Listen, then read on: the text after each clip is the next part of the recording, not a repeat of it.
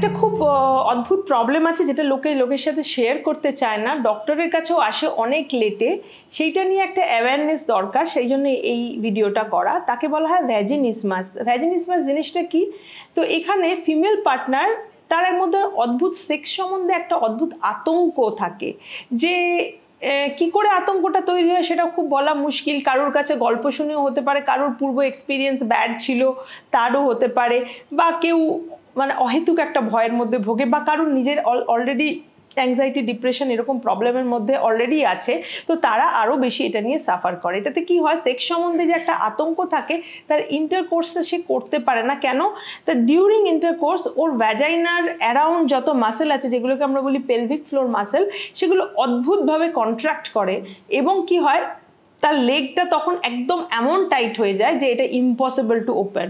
তো সেই জন্য কি হচ্ছে, তার সেক্স লাইফটা ডেফিনেটলি হ্যাম্পার করছে, স্বামী স্ত্রীর মধ্যে সম্পর্ক একটা খারাপ তৈরি হচ্ছে। অনেক সময় খুব সাপোর্টিভ হাজব্যান্ডও থাকে, তারাও মানে আলটিমেটলি দেখা যাচ্ছে তার ইরেকটাইল ডিসফাংশন হয়ে গেল because of this problem started with ভ্যাজিনিসমাস।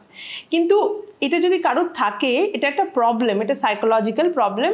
এটাকে কিন্তু যত তাড়াতাড়ি কেউ ইন্টারফেয়ার করবে তত এফেক্টটা বেশি। আমি এরকম পেশেন্ট পাই যারা ইন দেয়ার লেট 30s, বিয়ের হয়তো 5-7 বছর হয়ে গেছে, তারপর তারা আমার কাছে এসছে যে ডক্টর আমরা after marriage we never had intercourse. কেন? Because of this problem. তো সেটাই আমার কথা, যে একটু আগে আসলে সবসময় এটা প্রবলেম যদি প্রথম থেকেই কারোর হয়, তো তখন তার এটা রিয়েলাইজ করা এটা একটা প্রবলেম, তো এটাকে চাপা দিয়ে রাখলে হবে না।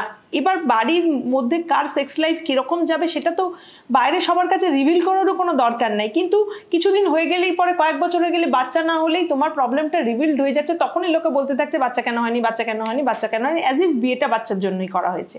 কিন্তু তখন তোমাকে এই ঘুরে ফিরে তোমার তো যে কেউ কখনো ইন্টারকোর্সই হয়নি, অফকোর্স তার বাচ্চা হবে না। কিন্তু যত দেরি করবে মনের মধ্যে এই ভয়টা আরও, বা মাথার মধ্যে এই ভয়টা আরও খুব মানে বসে যাচ্ছে, যত তাড়াতাড়ি এটার ইন্টারফেয়ার করা হবে তত কিন্তু ভয় ভাঙাতে সুবিধা হয়। এটা কিন্তু বেসিক্যালি একটা সাইকোলজিক্যাল কাউন্সেলিং এবং কিছু ভ্যাজিনাল ডাইলেটর ইউজ করলেই কিন্তু খুব সিম্পল একটা পদ্ধতিতে কিন্তু এই ভয়টা ভেঙে দেওয়া যায়।